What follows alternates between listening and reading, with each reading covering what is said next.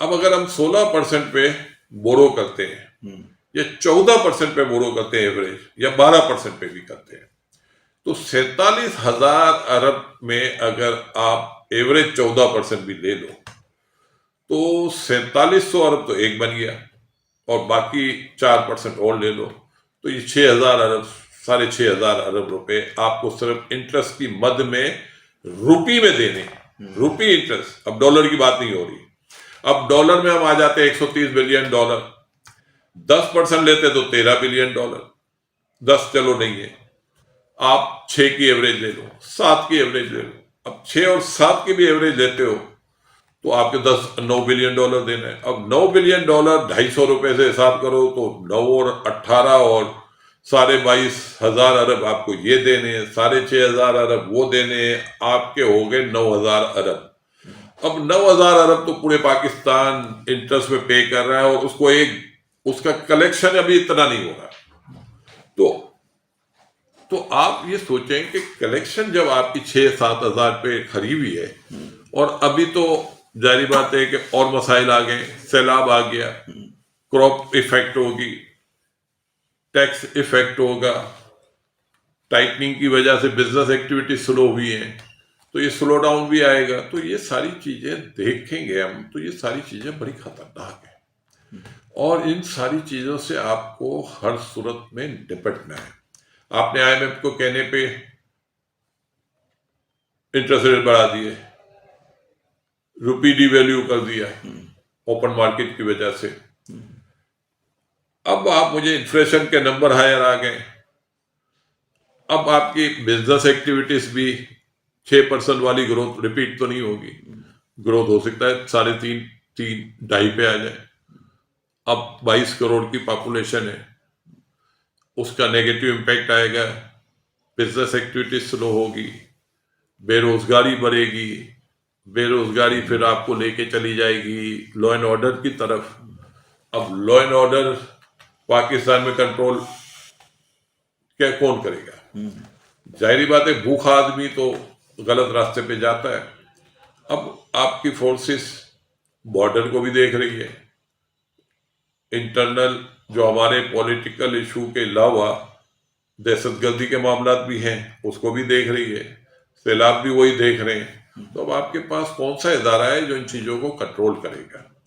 तो मैं सिर्फ ये सारी चीज़ों को देख के, और हमारे ऊपर जाहिर बात है पाकिस्तान से लोग बाहर जाना भी, शिफ्टिंग भी बहुत हो रही है। मैं ये समझता हूं कि हालात से डर के जो लोग बाहर जा रहे हैं, बाहर ज्यादा खतरा है, पाकिस्तान में अभी भी खतरा कम है। ये हमारी बिजनेस कम्युनिटी को सोचने की जरूरत है। पिछले 3 साल हमने अच्छे गुजारे हैं, 2 साल 6% हमने ग्रो किया है।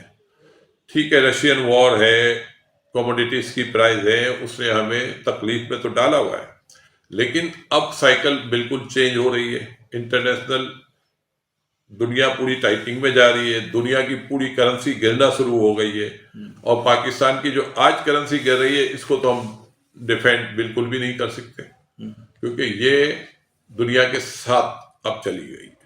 अब कोई ये नहीं है कि लोकल वजूहत से आपकी करेंसी लूज हो रही है, अब तो इंटरनेशनल वजूहत है, क्योंकि डॉलर 15% स्ट्रांग हो गया, तो पाकिस्तान की करेंसी को हम ख्वाब देख रहे हैं कि वो क्यों गिर रही है। और भाई उसको तो सबसे पहले गिरना था, और आज के गिरने को हमें बिल्कुल अफसोस करने की जरूरत नहीं है। ये दुनिया की कोई मुल्क नहीं बचा, दुनिया के सारे, even India, even Bangladesh, Canadian dollar, Australian, आप इवन आपके पाउंड, यूरो 19% डाउन है। फिर सारी कमोडिटीज गिरी है, तो पाकिस्तान शायद इस करेंसी गिरने का तो बेनिफिशियरी नहीं होगा, लेकिन पाकिस्तान कमोडिटीज का बहुत बड़ा बेनिफिशियरी होगा, क्योंकि हम 84.5 बिलियन डॉलर की इंपोर्ट करके बैठे में, अगर इसमें 30% भी कमी आ जाती है तो हमारे तो नंबर सारे ठीक हो जाएंगे, और फिर हमारे नंबर अब बुरे नहीं आ रहे हमारा रेमिटेंस का पिछला नंबर स्ट्रांग है, थोड़ा बहुत एक्सपोर्ट डाउन हुई है लेकिन इंपोर्ट भी डाउन हुई है।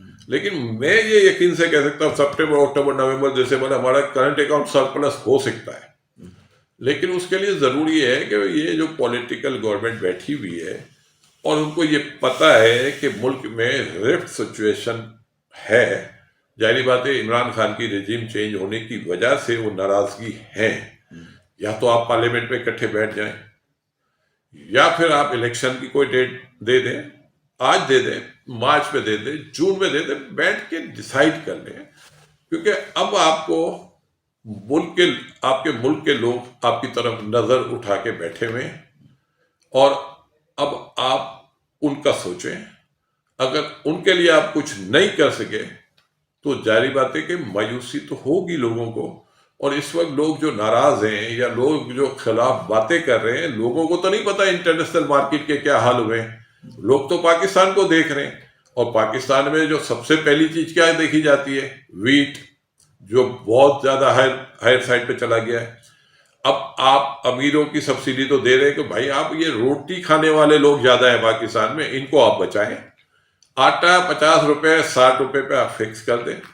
अगर तंदूर को 50-60 में आटा मिलेगा तो शायद वो 20 रुपए की रोटी बेच देगा। लेकिन अगर ये 100 रुपए का आटा मिलेगा तो वो 20 रुपए की रोटी तो नहीं बेच पाएगा।